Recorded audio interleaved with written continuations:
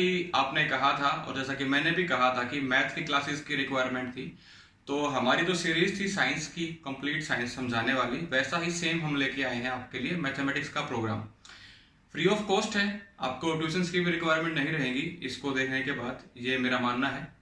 इसमें आपका जो मैथमेटिक्स के अंदर जो भी थ्योरेटिकल पार्ट होता है वो कवर करेंगे, सारी बेसिक जानकारियां दी जाएंगी। इसके अलावा जितने भी एग्जाम्पल होंगे, बुक में एग्जाम्पल को बस चिपका दिया जाता है, उनको समझाया नहीं जाता, तो जो भी कैलकुलेशन है, जो भी स्टेप्स हैं, उन सबको एलेबोरेट करके दिखाया जाएगा आपको। और साथ ही साथ जो आपके एक्सरसाइज के न्यूमेरिकल्स हैं, उस हर एक सवाल को अच्छे तरीके से एलेबोरेट करके आपको समझाया जाएगा। इससे आपका फायदा क्या होगा? एक तो आप अपनी नोटबुक मेंटेन करके रख सकते हो बिना किसी एडिशनल रिक्वायरमेंट के, बिना किसी हेल्प के, बिना किसी और दूसरे गूगल प्लेटफॉर्म पे जाके।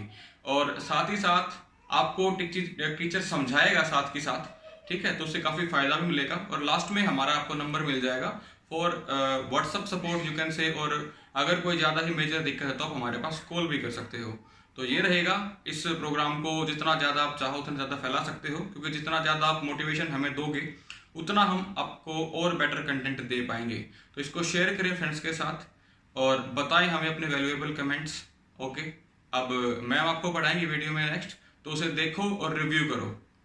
Hello students, welcome to the channel. आज हम शुरू कर रहे हैं NCERT math solution series class 10th की। So let's start chapter 1 real number. Chapter start करने से पहले हमें पता होना चाहिए कि रियल नंबर्स क्या होते हैं। कोई भी पॉजिटिव नंबर, कोई भी negative number, rational numbers, irrationals या स्क्वायर रूट नंबर्स, जितने भी हमारे पास नंबर हैं वो सारे के सारे नंबर क्या होते हैं? रियल नंबर होते हैं। जैसे पॉजिटिव नंबर का मैंने एग्जांपल लिया, वो जैसे मैंने लिया 2, नेगेटिव का ले लिया -5, रेशनल्स या इरेशनल का किसी का भी ले लो, हमने क्या ले लिया जैसे 2/5, या फिर पॉइंट रूट में हम नंबर लेते हैं √5, पॉइंट में लेते हैं 0.09 समथिंग समथिंग, ठीक है। तो ये जितने भी नंबर्स हमारे पास किसी भी टर्म के, वो सारे के सारे नंबर्स हमारे क्या होते हैं? रियल नंबर्स होते हैं, ठीक है। जैसे P/Q की फॉर्म वाले भी सारे नंबर हमारे क्या होंगे? रियल नंबर्स होंगे। अब आगे चलते हैं, हमारा फर्स्ट क्या है? Euclid lemma, Euclid's division lemma. नाम से ही पता चल रहा है डिवीज़न आ गया, तो दैट मीन्स हमें कुछ डिवाइड करके ही वैल्यू निकालनी है। इसकी स्टेटमेंट क्या है, मतलब थ्योरम क्या है ये? गिवन पॉजिटिव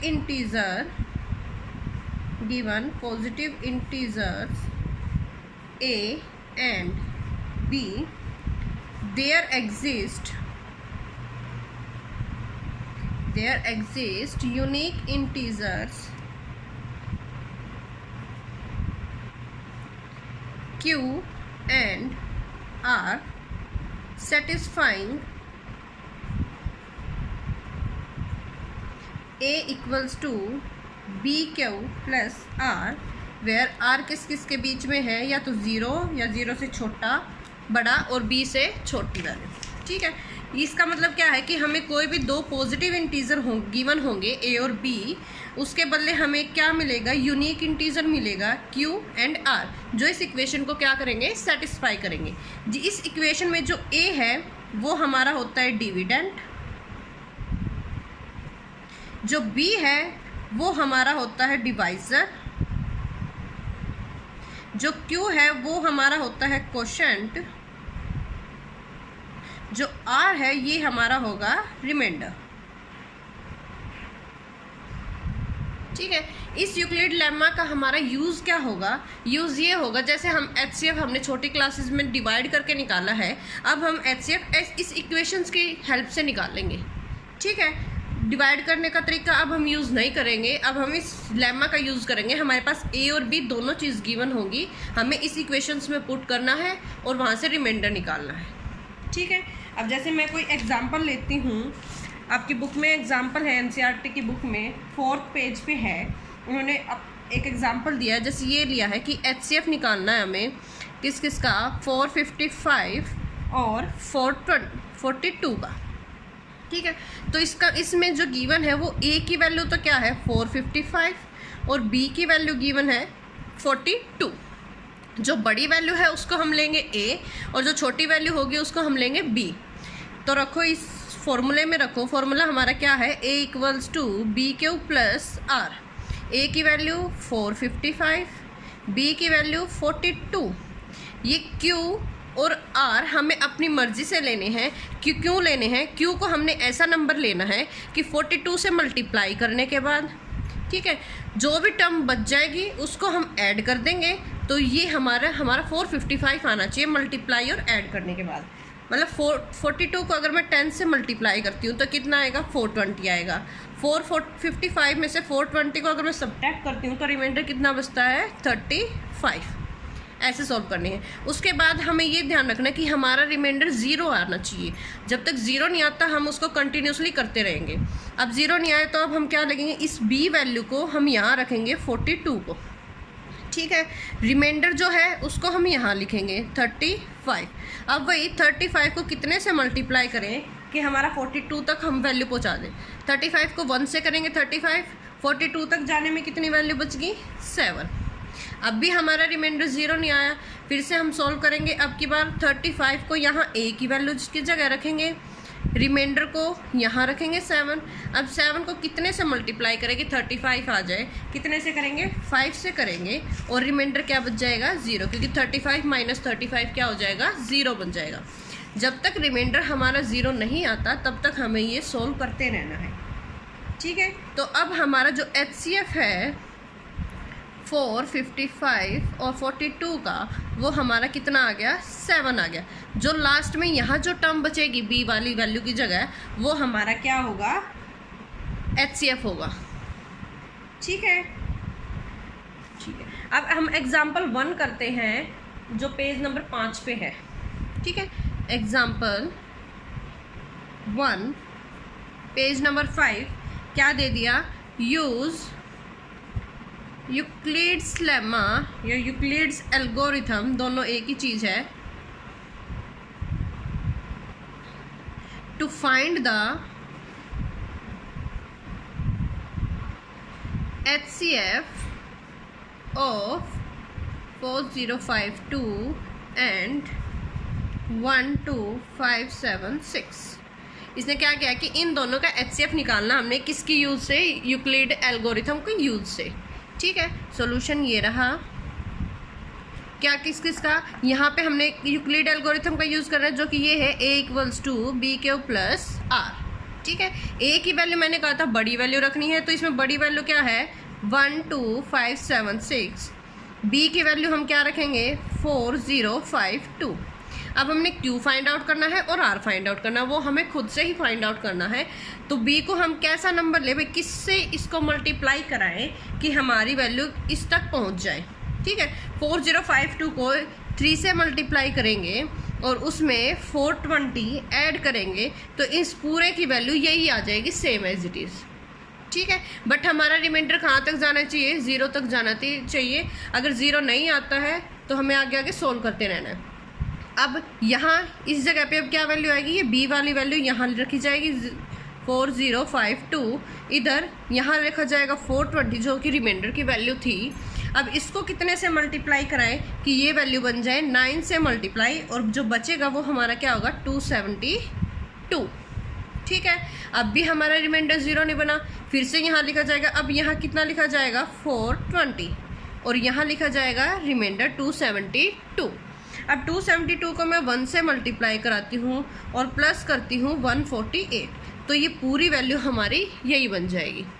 अब भी हमारा रिमाइंडर 0 नहीं बना। अब फिर से हम यहाँ लिखेंगे कितना 272 इक्वल्स टू 148।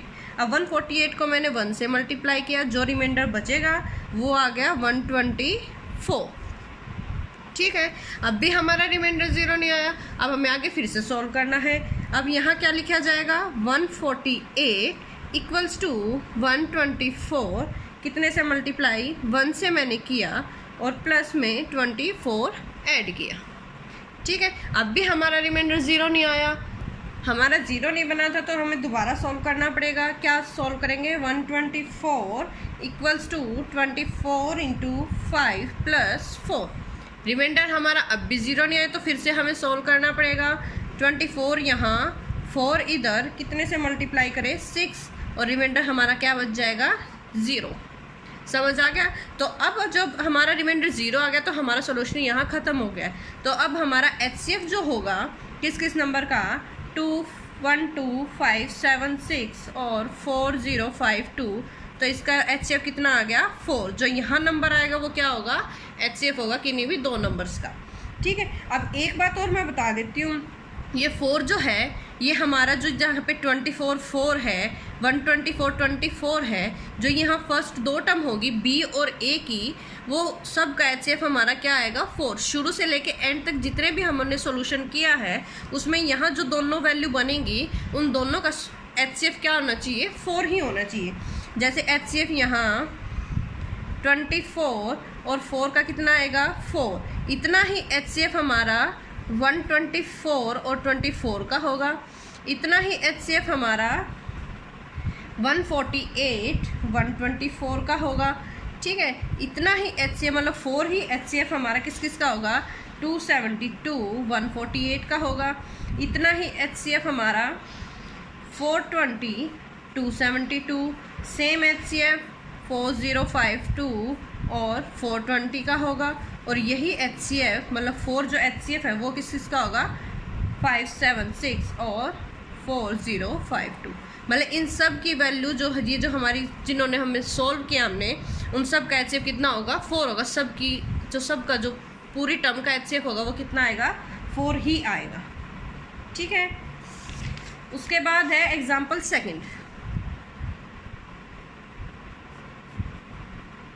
जो ये दे रहा है, show that every positive even integer, show that every positive integer is of the form 2q and that every positive odd integer is of the form 2q plus 1 where q is some integer। इस question में हमें क्या कह रखा है कि हमें show करना है कि जितने भी पॉजिटिव इंटीजर हैं, मतलब every positive integer is the form of 2q, मतलब 2q की जो फॉर्म होगी वो जो भी पॉजिटिव इंटीजर उसने दिए हैं वो किस फॉर्म के होंगे? 2q की फॉर्म के। ठीक है, every positive even integer, that means हमें शो करना है जितने भी 2q की फॉर्म के इंटीजर्स हैं वो कैसे होंगे? इवन होंगे। और जितने भी 2q प्लस 1 की फॉर्म के इंटीजर है वो कैसे होंगे? ओड होंगे। ऑब्वियसली बात है, जो कोई भी नंबर है 2 से मल्टीप्लाई हो जाएगा तो वो हमेशा इवन नंबर ही निकल के आएगा। और मैं बता रही हूँ, अगर किसी भी इवन नंबर में अगर हम ओड नंबर ऐड करते हैं तो वो कैसा नंबर बन जाएगा? ओड नंबर बन जाएगा। समझ आ गया? इसका सॉल्यूशन करते हैं हम इसको यूक्लिड लेमा के साथ ही करेंगे। जैसे ये था ना Euclid lemma, a equals to B Q plus R, इसी फॉर्म से हम करेंगे। क्या लेते हैं? Let A be any positive integer, ठीक है, एंड b इक्वल्स टू 2। हमें यहाँ b इक्वल्स टू 2 क्यों लिया है? क्योंकि हमने किसकी फॉर्म में दिखाना है? 2q की फॉर्म में दिखाना है। यहाँ q को तो हम एज इट इज रखेंगे, b की वैल्यू हम क्या रख लेंगे? 2 रख लेंगे। ठीक है, देन बाय यूक्लिड्स लेमा या एल्गोरिथम a किसके को रख लेंगे? इस फॉर्म में होता है बी क्यू प्लस आर, तो b की वैल्यू क्या रखी हमने? 2q plus R. ठीक है, अब यहाँ 2q है, दैट मीन्स r की वैल्यू हमारी क्या है? 0 है। तो हम r को रखेंगे यहाँ रखते हैं कि r की वैल्यू हम क्या रखेंगे 0 और 1। ठीक है, 0 और 1 क्यों रखेंगे? क्योंकि यहाँ हमें 2q + 1 की फॉर्म भी बनानी है और 2q की फॉर्म भी बनानी है। व्हेन r = 0, जब मैं r को 0 रखती हूँ, इसको इक्वेशन 1 बोल देते हैं, तो इक्वेशन 1 में हम r को 0 रखते हैं तो क्या वैल्यू आती है? a = 2q + 0। तो यहाँ से वैल्यू क्या निकलती है? a = 2q।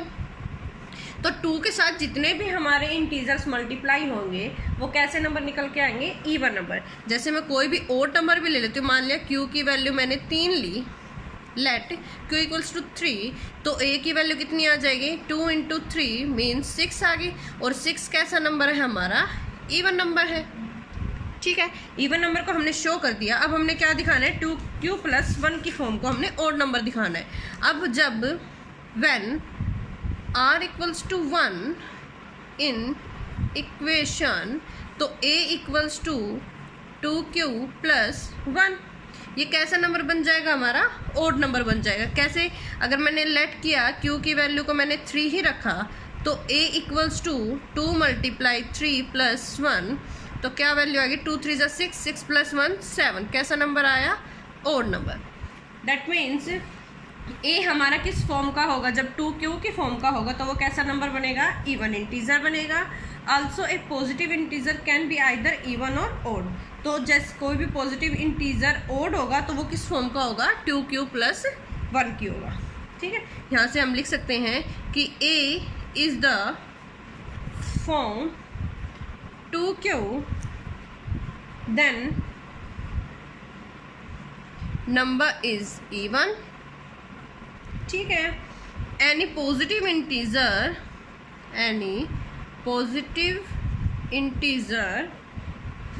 any positive odd integer is of the form 2q + 1। ठीक है, मतलब जो हमारे इवन इंटीजर होंगे वो किस फॉर्म के होंगे? 2q + 1 की फॉर्म के। ठीक है, और जो हमारे ओड इंटीजर होंगे वो किसकी फॉर्म के होंगे? 2q + 1 की फॉर्म में। ठीक है भाई, ये आ गया समझ में। जो 2q की फॉर्म में होंगे वो हमारे कैसे नंबर होंगे? इवन नंबर होंगे। जो 2q + 1 की फॉर्म में होंगे वो कैसे नंबर होंगे? हमारे ओड नंबर होंगे।